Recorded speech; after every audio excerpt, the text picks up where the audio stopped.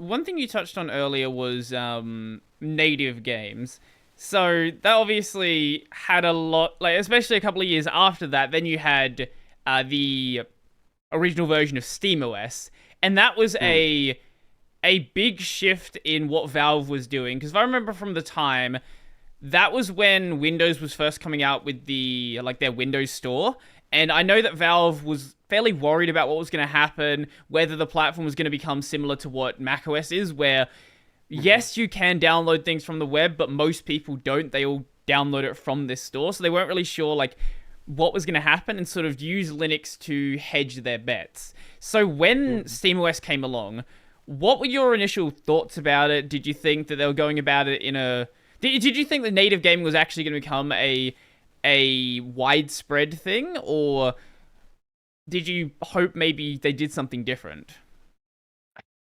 I mean, now I sure hope they did something different. Yeah. Like now, yes, but at the time, I was really excited about like SteamOS and like all those uh, Linux native games that we would see. But that quickly became a bit sour because we noticed that all those Linux ports we were getting often had a lot of issues and they often had like a big performance hit. It was not uncommon to have like a 30% less performance on Linux than on Windows because those games were like doing like they had translation layer that did basically what DXVK does, Mm. but in a much less efficient way.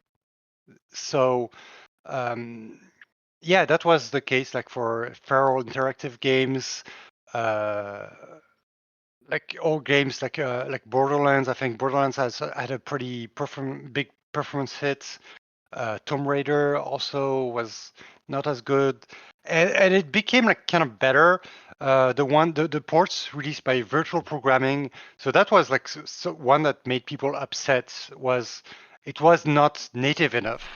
It was like too much of an abstraction layer. So the people were upset about The Witcher 2, Mm-hmm. which on top of that, when it released, The Witcher 2 was a big mess because virtual programming were still experimenting with their, I think it was called Eon. So Eon was their like product used to basically wrap a Windows game into a native Linux executable. Mm-hmm. And for a lot of people, that was not good enough. It was not native enough. Um, Mostly because it didn't work very well. I mean, I'm sure that if they had pushed Witcher 2 in a playable state from like the launch day, I'm pretty sure like people wouldn't have complained as much as they did about Eon, Mm-hmm. because they did release some titles like Dirt Showdown. Dirt Showdown was pretty good. I mean, it was pretty. It had like a really good for performance, Mm-hmm. and I remember seeing some benchmarks where the Eon version from virtual programming would run better on Linux than the Windows native version did. Maybe with some very special circumstance with like Bioshock Infinite or something like that. Um, but yeah, it was still like hacky. It was still, um, I mean, in some way, it was not nearly as good. And now you have all those native ports like today, Mm-hmm. they're still around. You can still like download most of them on Steam. But in most cases, we'll just have like less problems just downloading the wine version and learning it with Proton. Mm-hmm. So, and you have like on GOG, for example, if you GOG won't sell you like the native ports, Mm-hmm. so you'll have like just one option. You'll have like the Windows version, which is like not a bad thing to be honest, because the Windows version will work with DXVK, whereas like the Linux ports like might run or might not run. Mm-hmm. I mean, it depends on how lucky you are with how the game has aged, like all those things. In my understanding, the issue with the native games is a lot of them basically how would I say it?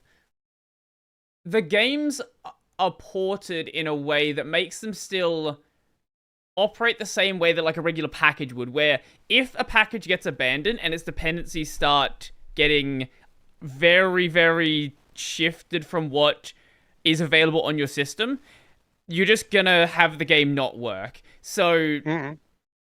you sort of Yeah. need people to like maintain their games like they would maintain anything else, and that's just not the way that games get made. Games are generally released and then maybe they get some patches afterwards, but if a game was released on Windows 7, it's probably not still being maintained today. It was just released, and that's just it. Yeah, but on Linux, the situation is a lot worse because most Linux ports are contracting jobs. So it's not someone from Yeah. the gaming like studio that ports the game. It's like a contractor, and then when the contract is done, when the game is shipped, it's over. Yeah. Like the game doesn't get updated anymore, unless there's like a very special request uh, from the publisher to keep updating the game. I mean, that was happened with Rocket League. Mhm. They ported the game on Linux, and it was one of the best Linux porter that did that. I mean, I think it was Timothy Bassett that worked on this port, Mhm. and he worked on the initial like Quake 3 Arena Linux version. But then like Psyonix, they updated their engine to, I don't know, DirectX 11 or 12, I don't Mhm. know, and they were like, oh, we're not re redoing this work all over again. And plus, they were like also migrating to the Epic Store, and Yeah. which doesn't have like native Linux support. But yeah, that's basically it. They were like, oh, we're not going to repay a contractor to redo the work for Linux. Yeah, that's why like most Linux ports they don't get updated, and in some cases you will have like community made patches which are like really hard to do, like without access to the source code. Mhm. I think in the case of Unreal Tournament, the first one, the guys from old Unreal, they have access to the source code. They just can't publish it. Right. Right. Um, but yeah, as you say, like games need to be maintained, and the only way to have like a game that works like in the foreseeable future is to have access to the source code. Like Quake 3 Arena, it's open source. So to this day, it works well. You have like a Vulkan port. You have like, yeah, you have like not only one option, but you have like tons of options to run like Quake 3. Mhm. Same thing for like Quake 2, you have like open source ports. I mean, yeah, having open source options is the definitive way of having Linux native game. If your game is closed source, then you kind of need to run it into its own sandbox, Yeah. which Wine is. So Wine will run your game made for Windows 95 or Windows XP. It will be glad to do so. I know that Wine is not an emulator, but in some way it emulates like an old Windows system. Mhm. Whereas we don't have a way currently to emulate an old like Ubuntu 10, for example, like or Ubuntu 606. We no longer have a way unless we run like a virtual machine, You can do and even distro then, docs. That's an option. Just stick it in a Docker container. Docker only has like you can only run like distros that are so old, like in Docker. So if you want, you can pretty much run Ubuntu 12, I think, Okay, that's but fair. Okay. not run like Debian 3 or Ubuntu 6 or stuff that's really old. Mhm. And even then, you're relying on your host systems like drivers, like graphics drivers and kernel to run the game. So Right. a lot of the cases you'll have problems with the kernel or the drivers. And also, like when we're talking about really old games, sound is going to be a big issue Yeah. because Yeah.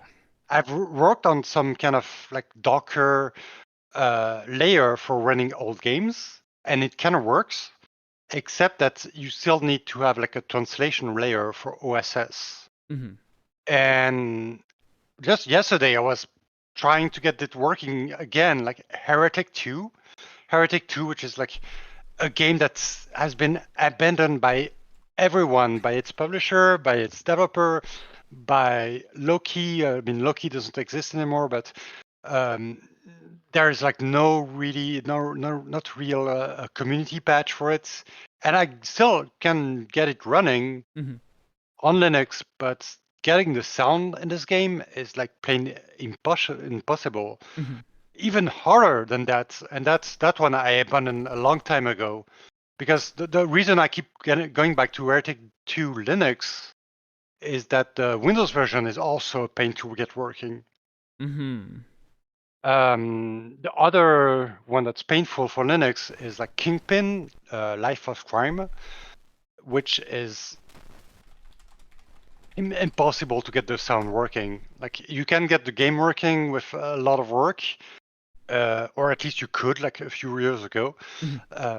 But to get the sound working and Kingpin, and sort of like really close to the hardware, Hmm. like the sound hardware. So good luck getting any sound of that version. So just play that. For Kingpin, it's just better to play the Windows version. For Heretic 2, I'm still working on it.